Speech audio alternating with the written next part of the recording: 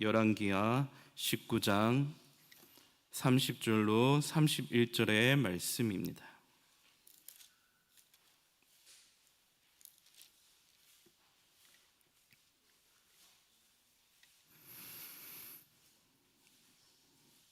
구약 성경 597쪽에 있습니다. 열왕기하 19장 30절과 31절. 우리 한 절씩 교독하겠습니다. 유다 족속 중에서 피하고 남은 자는 다시 아래로 뿌리를 내리고 위로 열매를 맺을지라. 남은 자는 예루살렘에서부터 나올 것이요 피하는 자는 시온산에부터 나오리니 여호와의 열심히 이 일을 이루리라 하셨나이다 하니라. 아멘. 안수 집사회에 나오셔서 하나님 앞에 특송 올려드리겠습니다.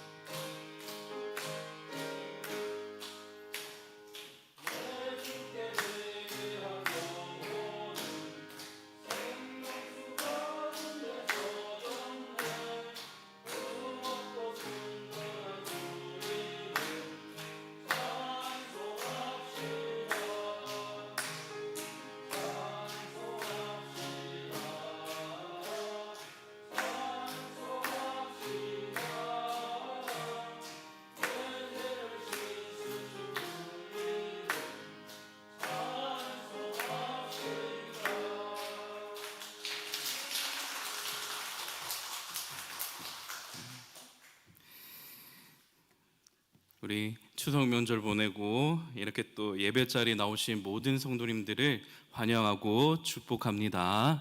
우리 좌우로 옆 사람에게 또 뒤에 분에게 추석 잘 보내셨나요? 우리 함께 인사하도록 하겠습니다.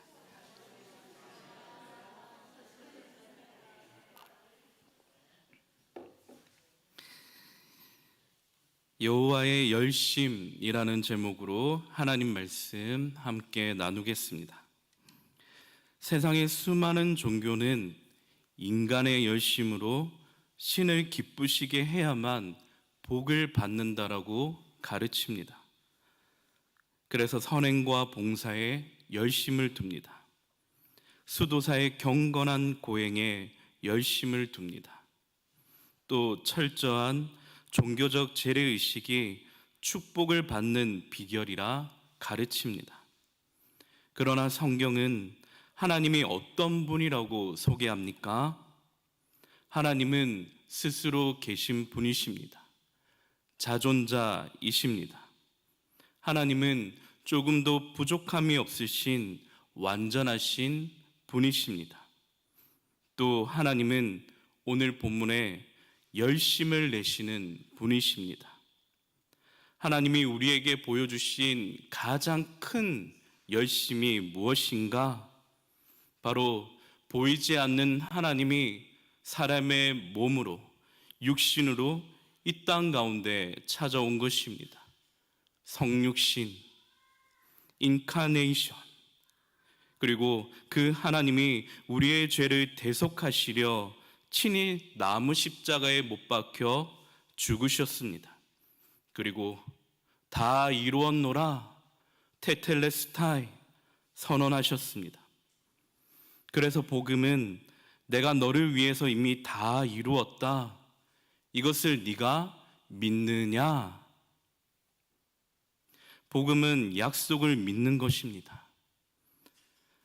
하나님이 우리에게 주신 그 믿음은 그냥 아무런 믿음이 아니라 약속의 말씀에 근거한 믿음이라는 거예요. 그러나 성경은 우리가 하나님을 아는 지식이 없으면 어떻다라고 말합니까? 호세아서 4장 6절에 망한다라고, 내 백성이 하나님을 아는 지식이 없으므로 망한다라고 경고합니다. 그리고 로마서 10장 2절로 3절에 하나님을 아는 올바른 지식을 따르지 않으면 잘못된 열심에 빠진다라고 경고합니다.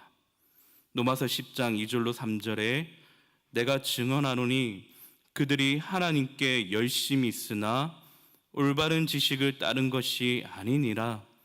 하나님의 의를 모르고 자기 의를 세우려고 힘써 하나님에 의해 복종하지 아니하였느니라. 성도 여러분, 이처럼 우리가 복음을 오해하면, 하나님이 어떤 분이신가 그것을 오해하면 잘못된 열심으로 맹목적인 신앙인이 될 수 있다는 것을 오늘 이 시간 꼭 유념하시기를 바랍니다. 오늘 본문은 아수르 대군이 예루살렘을 포위하고 남유다 히스기야 왕과 이스라엘 백성이 두려워 떨 때 주신 약속의 말씀입니다. 인간의 힘으로는 도저히 감당할 수 없는 이 위기 앞에 하나님께서 친히 내가 이 일을 행하겠다, 여호와의 열심히 이 일을 이루리라 말씀하는 것입니다. 오늘 우리는 흔들리는 세상 가운데서 개인과 가정의 위기 속에 우리의 열심만으로 살아가는 그냥 인생이 아니라 하나님의 열심으로 승리하는 우리 모두가 되기를 바랍니다. 열왕기하 19장은 히스기야가 지금까지 섬겼던 아수르와의 관계를 깨끗이 정리합니다. 그리고 하나님만을 의지하기로 결단하는 장면입니다. 아수르 왕 사네립은 큰 군대를 이끌고 유다의 성읍들을 차례차례 접수합니다. 그리고 마침내 예루살렘을 에워쌌습니다.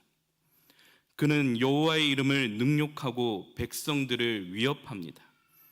아수르의 위협에 히스기야는 하나님께 간절히 엎드려 기도합니다. 이때 이사야 선지자를 통해 하나님이 말씀하시는 것이 오늘 본문의 열왕기하 19장 30절로 31절의 말씀입니다. 우리 다시 한번 우리 열왕기하 19장 30절로 31절의 말씀 함께 읽겠습니다. 유다 족속 중에서 피하고 남은 자는 다시 아래로 뿌리를 내리고 위로 열매를 맺을지라. 남은 자는 예루살렘에서부터 나올 것이요 피하는 자는 시온산에서부터 나오리니 여호와의 열심히 이 일을 이루리라 하셨나이다 하니라.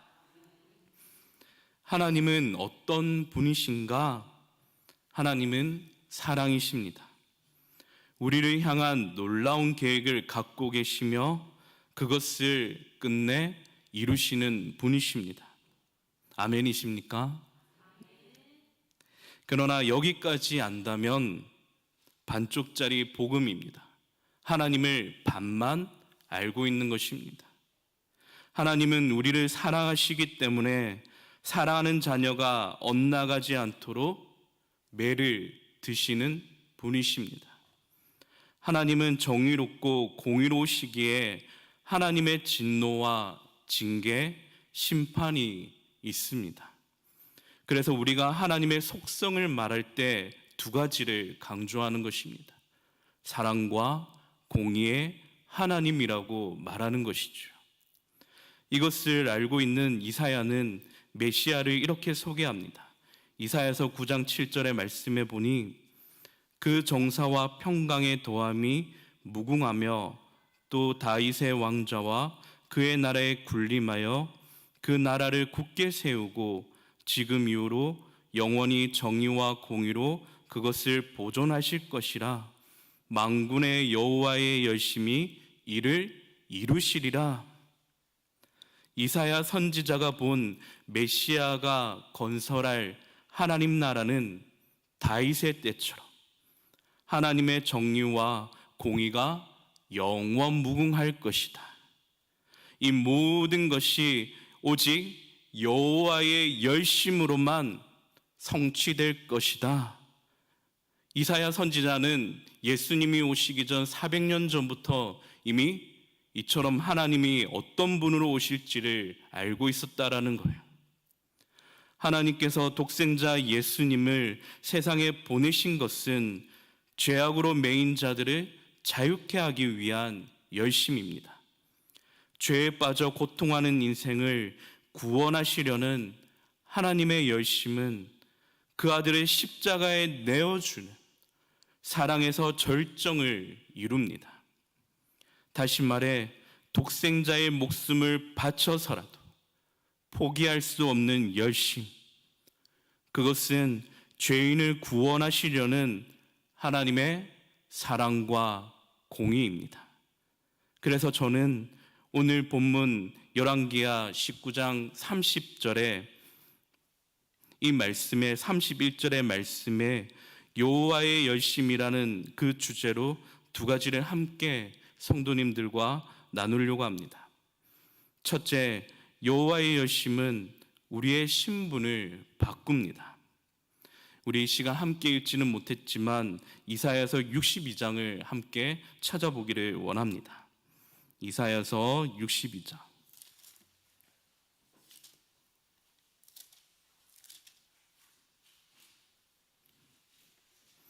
구약 성경 1043페이지에 있습니다.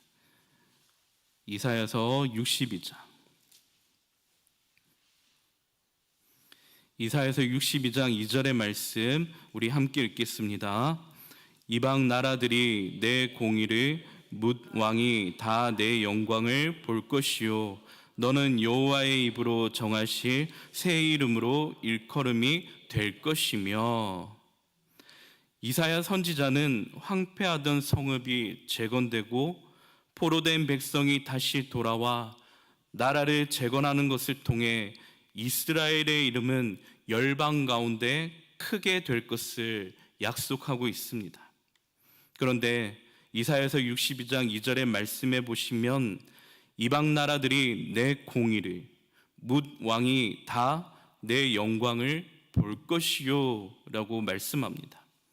내 공의, 내 영광.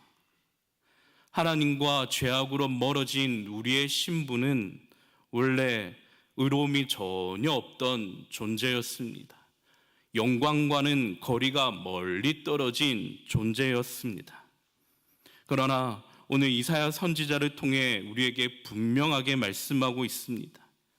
하나님의 공의가 곧 나의 공의가 될 것이라고, 하나님의 그 의로움의 그 옷을 우리가 입게 될 것이라고. 우리는 영광스럽지 못한 존재였으나 하나님의 영광이 곧 우리의 영광이 될 것이라고 예언하고 있는 말씀입니다. 이것을 신학적인 용어로 보면 칭의입니다. 우리는 전혀 의롭지 못한 존재였습니다. 그러나 하나님의 의로우심이 곧 나의 의로우심의 옷을 입는 것입니다. 하나님의 그 영광이 곧 나의 영광이 되는 것입니다. 그래서 하나님이 우리를 새 이름으로 부를 것이다 2절에 기록하고 있습니다. 구약에서 이름이라는 건 그의 신분을 말해주는 것입니다. 하나님의 열심이 자기 백성의 신분을 바꾸신 것입니다. 우리 계속해서 이사야서 62장 3절로 4절의 말씀 함께 읽겠습니다. 너는 또 여호와의 손에 아름다운 관, 내 하나님의 손에 왕관이 될 것이라. 다시는 너를 버림받은 자라 칭하지 아니하며 다시는 내 땅을 황무지라 부르지 아니하고 오직 너를 헵시바라 하며 내 땅을 뿔라라 하리니 이는 여호와께서 너를 기뻐하실 것이며 내 땅이 결혼한 것처럼 될 것임이라. 아멘.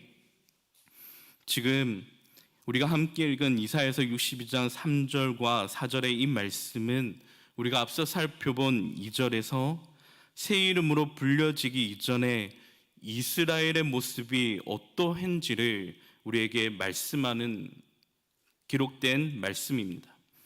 이스라엘은 하나님께로부터 버림받은 자였습니다. 이스라엘은 남편을 버리고 음란하게 다른 남자를 쫓아간 고멜과 같은 창기였고 버려진 자였던 것이죠. 그들의 삶은 하나님을 떠나 방황하며 끝없는 목마름이 있는 황무지와 같은 삶이었습니다. 이러한 자들을 위한 여호와의 열심이 자기 백성의 신분을 바꾸신 것입니다. 그래서 버려진 자를 향해 지금 하나님께서 이렇게 선언하고 있는 것입니다. 4절의 말씀에 보면 내가 다시는 너를 버림받은 자라 하지 않고, 그리고 그 하반절에 보시면 헵시바라 부를 것이다. 이 헵시바는 나의 기쁨이 너에게 있다라는 뜻입니다. 과거에는 이스라엘이 범죄하여 하나님의 심판을 받았지만 이제는 하나님께서 그들을 용서하시고 기쁨의 대상으로 어여삐 여기신다라는 말씀입니다. 하나님은 오늘도 우리를 헵시바로 부르십니다. 하나님은 우리의 실패와 죄악에도 불구하고 예수 그리스도 안에서 다시 기뻐하시며 내가 너를 사랑한다 말씀하십니다. 하나님은 오늘도 우리를 뿔라라 부르십니다. 이 뿔라라는 이 단어의 의미는 결혼한 여자, 신부라는 의미입니다. 하나님이 이제 너는 뿔라라, 내가 너를 신부로 삼았다 말씀하십니다.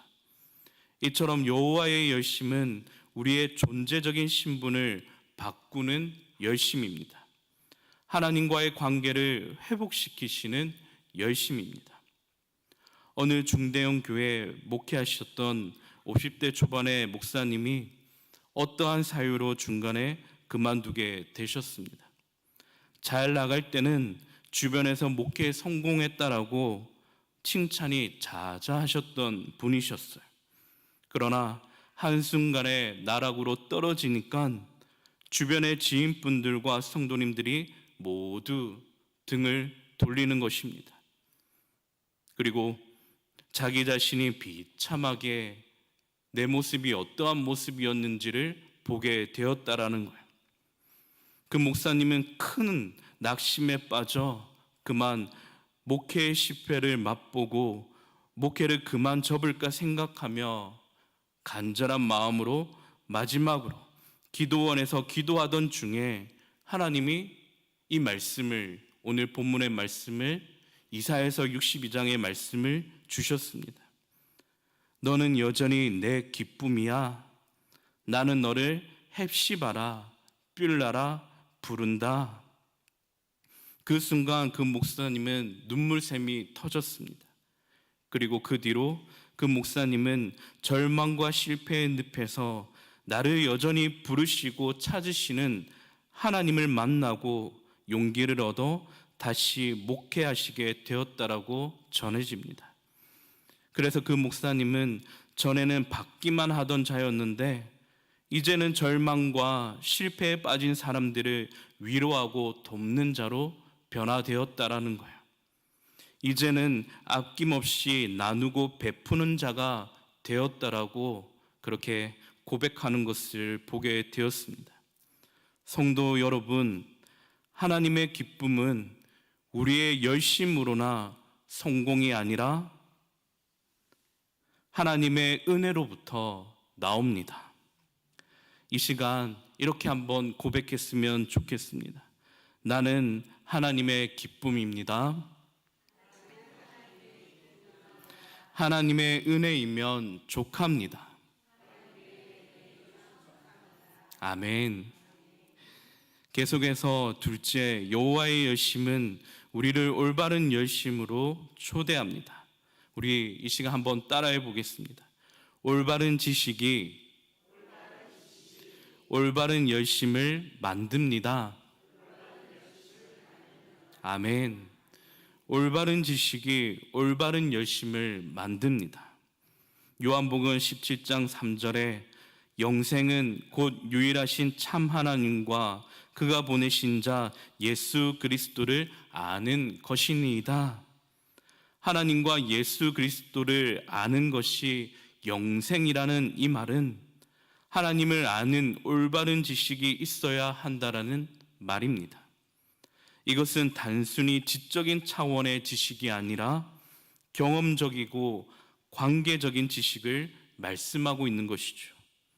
제가 한국교회 이름만 대면 누구나 다 알고 있는 유명한 목사님을 안다라고 말하는 것은 제가 그분을 직접 만나서 그분의 사생활이나 그분의 인격을 아는 것이 아닙니다. 우리는 우리나라 대통령이 누군지 모두 다 알고 있습니다. 그런데 대통령과 나와 관계적인 친밀함이 없이 안다라고 말하는 것은 진짜 알고 있는 것이 아니라는 것이죠. 따라서 요한복음 17장 3절에 참 하나님과 그가 보내신 자 예수 그리스도를 아는 것은 인격적이고 관계적인 알미입니다. 이 친밀한 관계는 오직 하나님과 나만 알고 있는 관계입니다. 옆에서 나의 신앙을 바라보고 판단하는 지극히 그런 견해들은 부분적이라는 거예요. 내가 어떤 신앙의 소유자인지 참으로 아는 분이 누구십니까? 오직 하나님이십니다. 물론 우리는 성령의 9가지 열매로 말미암아 신앙의 인격이 나타나지만 그것을 옳게 보시며 판단하는 이가 누구십니까? 옆 사람입니까? 아니면 자기입니까? 누구십니까? 하나님이십니다. 그런데 우리 안에 하나님이 살아계시고 하나님이 나와 함께 하심을 아는 유일한 방법이 딱 성경에 딱 한 가지가 있는데 그것은 서로 사랑하는 것입니다. 요한일서 4장 12절로 13절의 말씀해 보니 어느 때나 하나님을 본 사람이 없으되 만일 우리가 서로 사랑하면 하나님이 우리 안에 거하시고 그의 사랑이 우리 안에 온전히 이루어지느니라. 그의 성령을 우리에게 주심으로 우리가 그 안에 거하고 그가 우리 안에 거하시는 줄을 아느니라. 아멘. 성도 여러분, 성경에서 하나님을 안다라는 이 말은 하나님이 어떤 분이시고 어떻게 나를 사랑하셨는가? 먼저 그 사랑이 말로 표현할 수 없는 폭포수와 같은 그 은혜가 내 안에 가득 흘러 넘치는 것입니다. 그리고 또 옆 사람에게도 하나님의 사랑이 얼마나 크고 위대하신가가 내 옆에 있는 성도들에게도 가득 흘러 넘치는 것입니다. 그리고 그 사랑이 흘러 넘쳐 우리 몸된 주의 거룩한 교회 공동체 안에서도 우리가 서로 사랑하면 비로소 그것이 하나님을 안다라고 말하는 것입니다. 하나님이 우리에게 성령을 주신 것은 우리가 성령 안에서 서로 사랑하라라고 주셨습니다. 우리 안에 내주하시는 하나님의 사랑이 얼마나 크고 위대한지를 삶으로 나타내라고 주셨습니다. 성도 여러분, 교회에 사람이 얼마나 많이 모이는 거 참 중요합니다. 크고 세련된 교회 건물 갖는 거 중요합니다. 성도들에게 각양각색의 멋지고 멋진 은사가 넘치는 거 중요합니다. 봉사 열심히 하는 거 중요합니다. 그러나 가장 중요한 것은 성도들이 서로 사랑하는 것입니다. 교회 안에 과연 하나님의 사랑이 있는가?